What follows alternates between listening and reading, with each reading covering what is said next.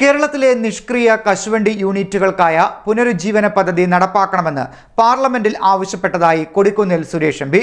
സംസ്ഥാനത്തെ പ്രത്യേകിച്ച് കൊല്ലം, ആലപ്പുഴ ജില്ലകളിലെ രജിസ്റ്റർ ചെയ്ത കശുവണ്ടി സംസ്കരണ കമ്പനികളിൽ ഗണ്യമായ എണ്ണം നിഷ്ക്രിയമോ പ്രവർത്തനരഹിതമോ ആയി മാറിയിട്ടുണ്ടെന്ന് ചൂണ്ടിക്കാട്ടി പുനരുജ്ജീവന പദ്ധതിയുടെ അടിയന്തര ആവശ്യകത ഉന്നയിച്ചുവെന്നും എം പി പറഞ്ഞു.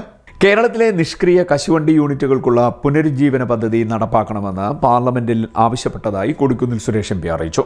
കടുത്ത സാമ്പത്തിക പരിമിതികൾ, പ്രവർത്തന മൂലധനത്തിന്റെ അഭാവം, കയറ്റുമതി മത്സരക്ഷമത കുറയൽ എന്നിവ കാരണം കേരളത്തിലെ പ്രത്യേകിച്ച് കൊല്ലം, ആലപ്പുഴ ജില്ലകളിലെ രജിസ്റ്റർ ചെയ്ത കശുവണ്ടി സംസ്കരണ കമ്പനികളിൽ ഗണ്യമായ എണ്ണം നിഷ്ക്രിയമോ പ്രവർത്തനരഹിതവുമായി മാറിയിട്ടുണ്ടെന്നും പാർലമെന്റിനെ അറിയിച്ചിട്ടുണ്ടെന്ന് എം പി പറഞ്ഞു. സംസ്ഥാനത്തെ കശുവണ്ടി മേഖലയ്ക്ക് ഒരു പുനരുജ്ജീവന പദ്ധതിയുടെ അടിയന്തര ആവശ്യകത പാർലമെന്റിൽ ഉയർത്തിക്കാട്ടിയതായും എം പി പറഞ്ഞു.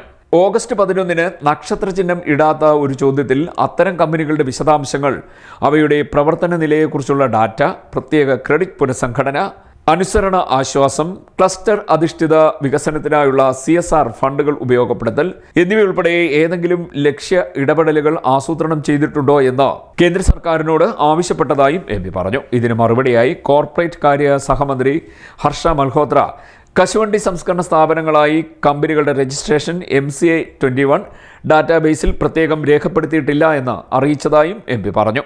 എങ്കിലും ഭക്ഷ്യപ്പരിപ്പ് കൃഷി, ഭക്ഷ്യപ്പരിപ്പ് സംസ്കരണം എന്നീ വിശാലമായ വിഭാഗങ്ങളിൽ കേരളത്തിൽ 129 രജിസ്റ്റർ ചെയ്ത കമ്പനികൾ പ്രവർത്തിക്കുന്നുണ്ട്. ഇതിൽ 62 എണ്ണം സജീവവുമാണ്. കൊല്ലം ജില്ലയിൽ രജിസ്റ്റർ ചെയ്ത 8 കമ്പനികളിൽ 5 എണ്ണം സജീവമാണ്. അതേസമയം ആലപ്പുഴയിൽ രജിസ്റ്റർ ചെയ്ത 9 കമ്പനികളിൽ 1 എണ്ണം മാത്രമേ ഇപ്പോൾ സജീവമായിട്ടുള്ളൂ. ബാക്കിയുള്ളവ ഒന്നുകിൽ നിർത്തലാക്കിയതോ പിരിച്ചുവിട്ടതോ പ്രവർത്തനരഹിതമായതോ ലിക്വിഡേഷനിലോ ആണ്. പ്രത്യേക പുനരുജ്ജീവന നടപടികളൊന്നും നിലവിൽ പരിഗണനയിലില്ലെന്ന് മന്ത്രി സൂചിപ്പിച്ചതായി എം പി പറഞ്ഞു. ഇക്കാര്യത്തിൽ താൻ അതൃപ്തി പ്രകടിപ്പിച്ചുവെന്നും എം പി വ്യക്തമാക്കി. CDNet news, Mavelikkara.